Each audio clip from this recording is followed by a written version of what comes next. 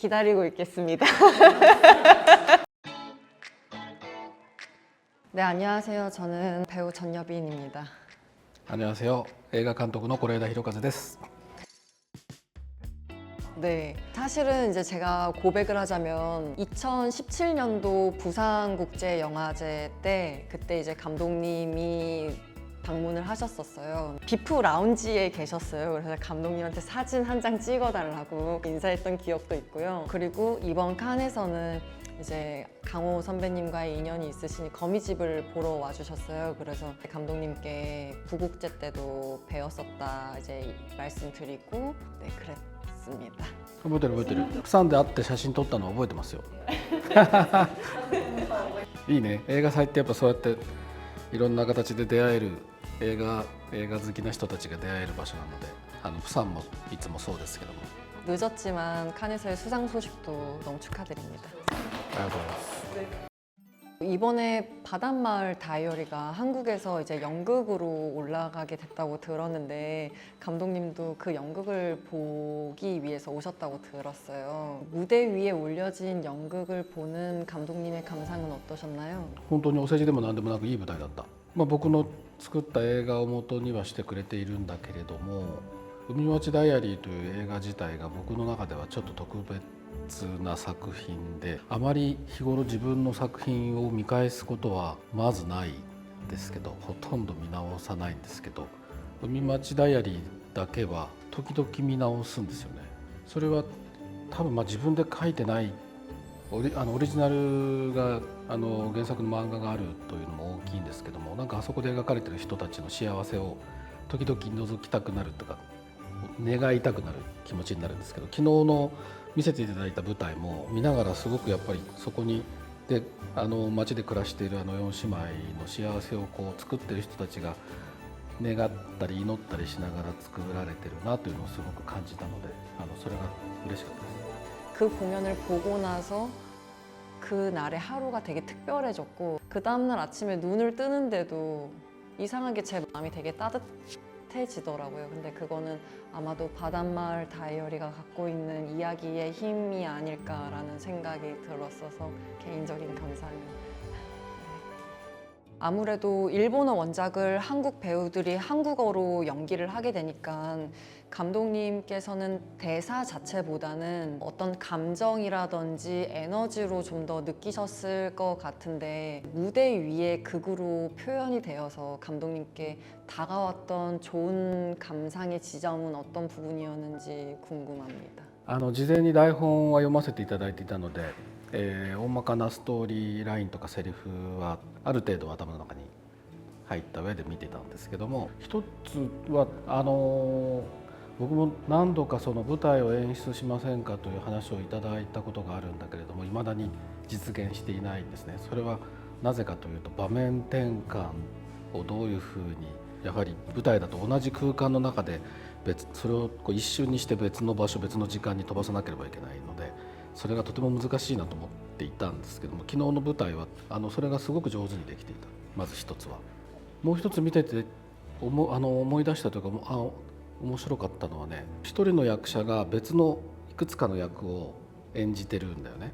で、僕が原作を読んだ時に感じたのは、この物語に出てくる男たちというのは皆どこかの4姉妹の父親の弱さを背負っているなって思ったし、最初に出てくる鈴の父親が再婚したお母さんと実際の4姉妹のお母さんというのもどこか似てるんだよね。そういう僕が何人かの役者でやろうとしたことを、今回の舞台は一人の役者が演じ分けることでやっていた。そのことによってより僕がやりたいなと思っていた、もしくは原作が持っていたそういう人間の共通性みたいなものがすごくよく分かるようにできてた。 저는 이제 극에서 만나서 좋았던 장면 중에 하나는 막내가 남자친구와 자전거를 타는 그 장면을 굉장히 좋아하는데요. 이제 그때 이제 막내가 바람이 따뜻하다는 걸 알게 해줘서 고마워라고 얘기를 하는데, 그게 누군가를 좋아하게 됐을 때 마음에서 느껴지는 온도 같기도 하고, 그 멈춰있는 자전거를 페달을 막 밟으면서 그 두 배우들이 떨어지는 그 꽃잎을 형상한 그 색종이를 맞는 그 모습이 너무 아름답게 느껴져서 저는 오히려 그 장면에서 눈물이 났어요. 아, 너무 아름답다 생각하고 마스크를 쓰고 있었는데 마스크가 눈물에 다 젖어버렸습니다. 嬉しいですね。でもね、この作品の自分で作った映画を褒めるのもなかなか難しいんですけど、海町ダイアリーという作品が持ってる魅力の一つはというかね、悲しくないんだけど泣けるっていうのがすごくいいんだよね。だから見直したくなるんだと思うんだよね。見てなんかこう結構悲しくなる映画ばっか作ってるんですけど海町はなんかお葬式とかがたくさん出てくる割にはなんとなく見てると幸せになってでも泣けるっていうのがいいんじゃないですかね。今回の舞台もなんかそういう舞台でしたね。 바닷마을 다이어리에서 그려진 그 장례식의 풍경은 영화에서도 그렇고 연극에서도 그렇고 그냥 이 모든 삶의 어떤 그냥 되게 모든 것이 자연스러운 과정이고, 그 곁에는 너가 사랑하는 사람들이랑 있을 거야. 너 곁에는 아직 있고, 혹은 지금 이 세상에 없는 사람이라도 지금 함께하고 있어 라는 위로, 그런 말을 약간 건네주는 것 같아서 아까 감독님이 말씀하신 거에 대해서 좀 동의하는 바입니다. 바닷마을 다이어리에서는 나오는 사람들이 함께 음식을 나누는 모습이 꽤 인상적이었는데요. 연극에서도 영화 속의 음식들이 등장을 하더라고요. 아버지의 잔멸치 샌드위치, 할머니의 매실주, 카레 오뎅이 보였었어요. 그 가족과의 추억을 그렇게 음식으로 묘사를 하시잖아요. 바닷마을 다이어리에서 유독 음식을 보여주려고 하셨던 이유가 있으신가요? 単純に食べるのが好きだっていうのはありますよね。それと、さっき言ったみたいに全体物語の中で、お葬式と法事で全部3回出てくるので、それ死をめぐる話が多い物語だったから、その一番反対側にあるその食べるっていう一番生きることに直結する描写というのをなるべくバランス取るように増やそうっていうのが大きな理由だったと思います。あとはもう本当にこの物語に出てこない人との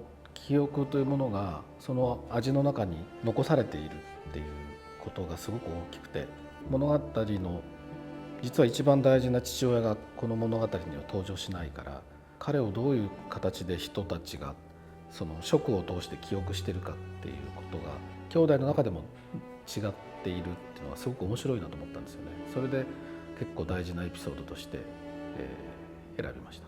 감독님만의 이 음식을 보면 가족이 떠오른다 하는 음식이 있으신가요? トウモロコシの天ぷらかき揚げっていうね天ぷらがあるんですけど、歩いても歩いてもという映画の中でキキキリンさんが作ってるとてもシンプルな安上がりな料理なんですけど、あれが自分の母親が作ってくれていた僕の一番好きな料理の一つ。トウモロコシの天ぷらのような料理というのはあるんですが、お母さんから受け継がれているようなものが何かありますか？ 아버지가 이제 백숙 아니면 이제 닭볶음탕을 해주셨어요. 라면도 굉장히 잘 끓이셔서 라면을 끓여주셨고, 그리고 겨울철이면 아버지가 항상 붕어빵을 이렇게 3,000원, 5,000원씩 이렇게 사서 품에 안고 와주셨던 기억이 나요. たい焼き？韓国で？ 처음 들으시는 것 같은데요? あれ僕聞いた。僕あんこが好きなので、あんこのものは何でも食べるね。でね、もう家でさキムチとかってつけないの？こうなんかそのお母さんがつけたのもらってきて食べるとか、なんかお母さんから娘にみたいな、こういう時代は昔はあったんですけども、韓国でもだいぶそういうのはなくなってるんだろうか。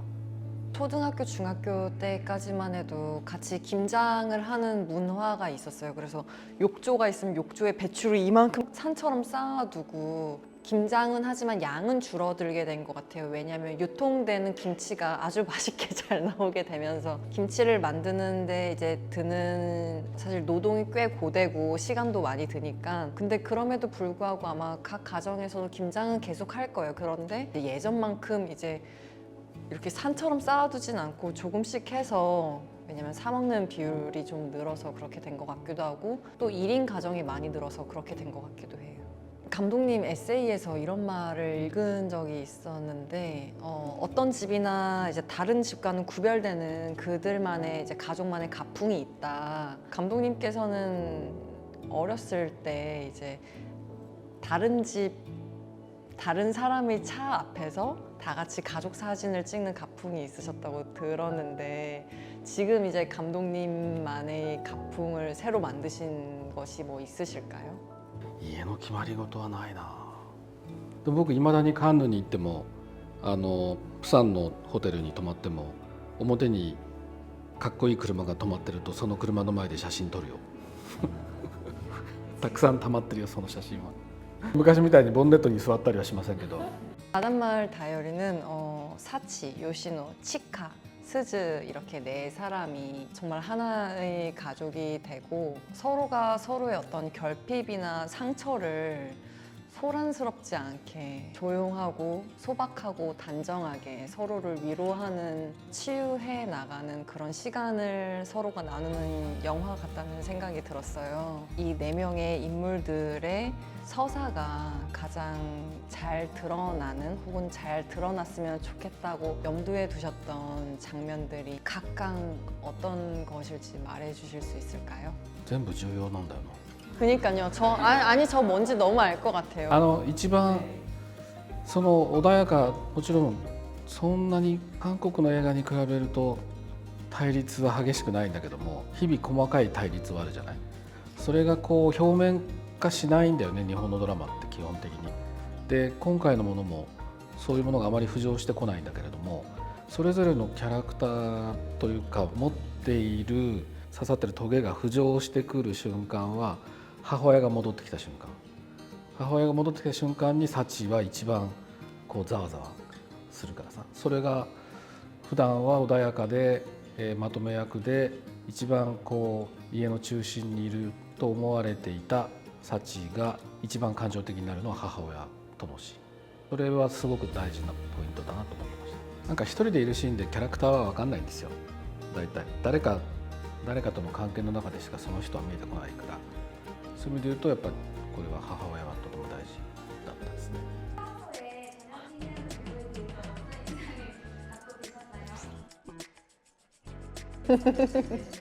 クール目元が最初に会った時にあれが何年前7年ぐらい前6年ぐらい前か目元が僕の誰も知らないという映画に出てくれた菅花江さんっていう女優さんがいるんだけど当時まだ小学生だったけど彼女も在日韓国人の子なんだけど目元が似てると思ったんだよね。こうすごい切れ長のこういうスッとした目がクールだなっていう印象を最初に持ちました。 감사합니다. 例えば今回の海町の4姉妹の中でいうとどの人物像が一番自分に近いのこの役ならこの役やってみたいなっていうのがありますかこの4人の中で。 아까 감독님은 한 장면을 못 꼽겠다고 하셨잖아요. 그래서 저는 한 인물을 꼽을 수가 없습니다.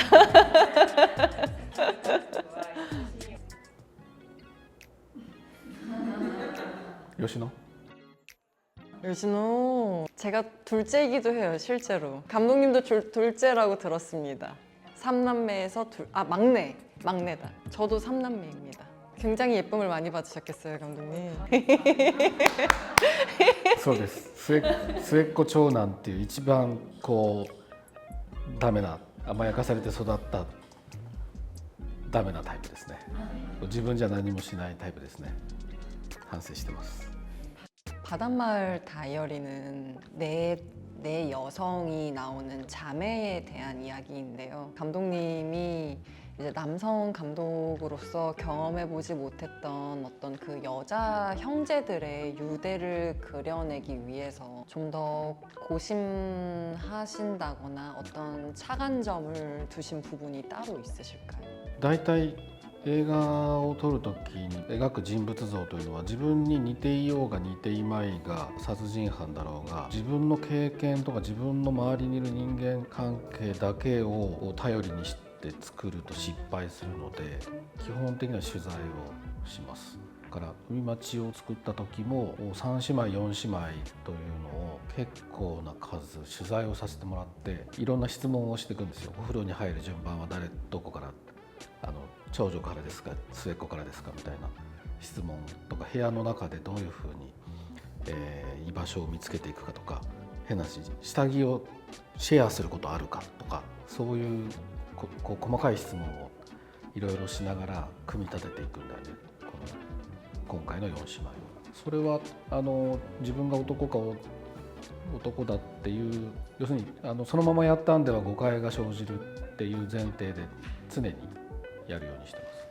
それはお年寄りを描く時もそうだし子供を描く時もそうだし女性を描く時もそうですね。逆に言うと男性を描く時に一番注意しなきゃいけなくて自分が分かったような気がしてしまうからむしろその時に念入りにちゃんと自分とは切り離した存在としてやらないと失敗するなっていうのが今まで作ってきた自分の得ている教訓です。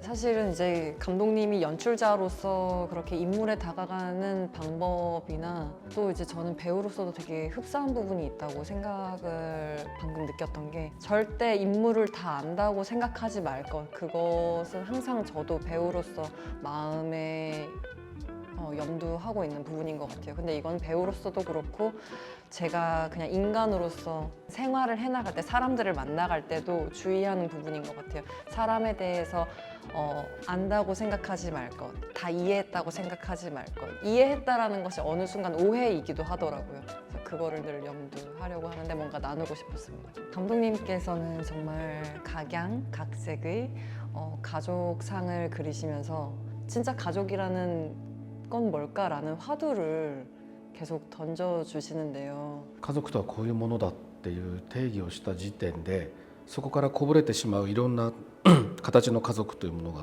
取りこぼしてしまうからなるべく正しい家族の在り方みたいなものを決めるつもりは全くないしそんなことは誰にもできないと思うしむしろそういうものからこぼれ落ちたものをこれも家族と呼んでいいのではないかっていうものを作りたいなと思ってる。 감사합니다.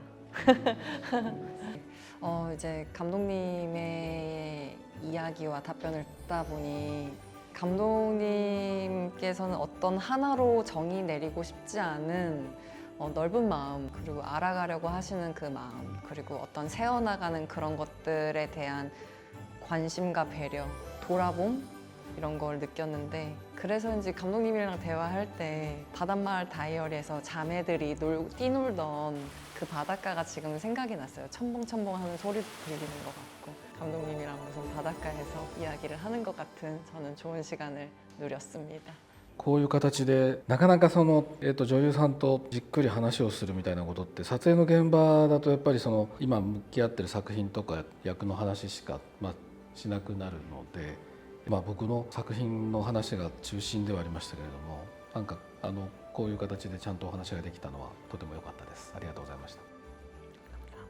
こういうのがね、今までもソン・ガンホさんとかカン・ドウォンさんとかみたいな形でこういうのが先につながるかもしれないからね。 기다리고 있겠습니다.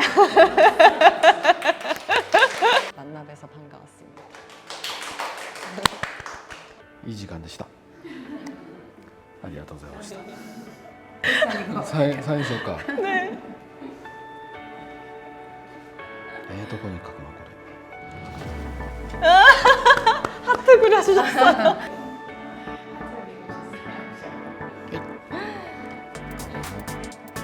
아리가또. 이렇게 해야 될까?